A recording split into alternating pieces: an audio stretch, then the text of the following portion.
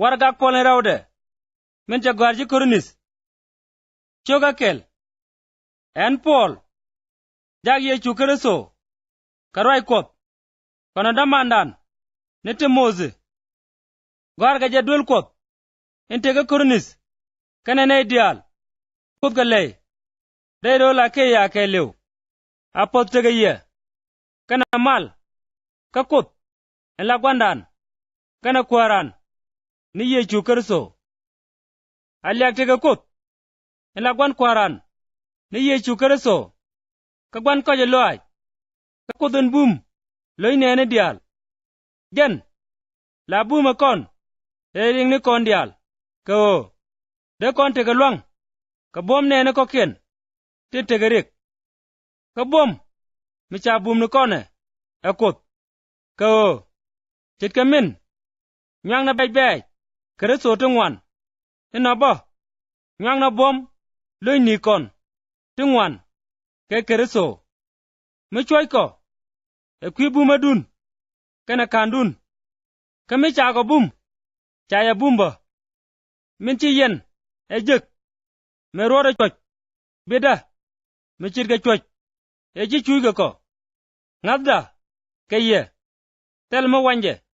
ko ngai ko jenu ti yen choy da nyak kel ga ko na ba cha bom na nyak kel ga ko ta ga jagor dare no biarek en ji tuok ka ko ke cha kwich choje te ga ko di de long ka piega a chwa ga loje no de ga tek ka tok ta ga jege no ta ga kum ga lia ko ta ga benga pain ko ba ga ngat ne kot en je na lis ta ko ken ka rigles ka ba ko ken ta ga ngabda lap ka je enu jen ba ko nyoka kan tit ga min ja ko lok ba ka palun ka kwi go bene de ngwan ku la ta loy ka kwi da ka kwi puda mi cha kam ko ala loy pale nene tingwan na me ajen min liang ne ne ro ka bajalat ka char matel dwer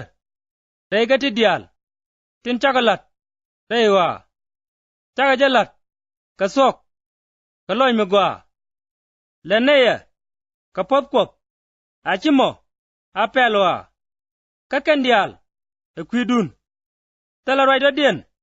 magwar ko ye enemin e yena kwen ka de chubloy dun ka de gwa nemi de chubloy ni kun ameno gut chit ka min kisanda chubloy dun ko bia tegeliak ka kwida chit ka min baga tegeliak ka kwidun ka chang kwar ni Yesu ka min changaj apujeno baya bengul kemyam ko de lui kuntes karew jeje charano baya gul ka wada ka Macedonia ka ba lui njok kaye ka Macedonia ko de yena banam dubda wada ka Judea ka char yeneno la chare ti chalu ne je ke de yena la chare ti chet ka min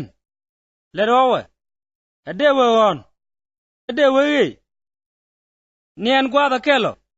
chet ka min ron kop ka ngat asel dew roida keye kana o on kana ko kat kom ni Yesu Kristo min chagalat ye en kone Silbanas kete Mose kana o on kana duno ke Yesu gonu dial on ko ejenen nyen kop dial tin chalar ko on reide ke Kristo emelane niwo inono ka kwigoya ponya kot katame ajen kot emin jako kene ye kabum rei Kristo kacha ko kwany ala nege jen ya choda gwar wida, ka cha yede, ya gara iloi ni kon, lamin nyam, ka tin chatao, ka kwidan, ka en, cha kut chol, en ba nen, ka ga cha yabu dwej, cha laren cha beben, ka koronis, kon cha ka kung ni ye, min biangat, kon nga ke jen bum yen, tay ngada dun kwa ko la lat kel, ka ye, ka kwite da loy dun.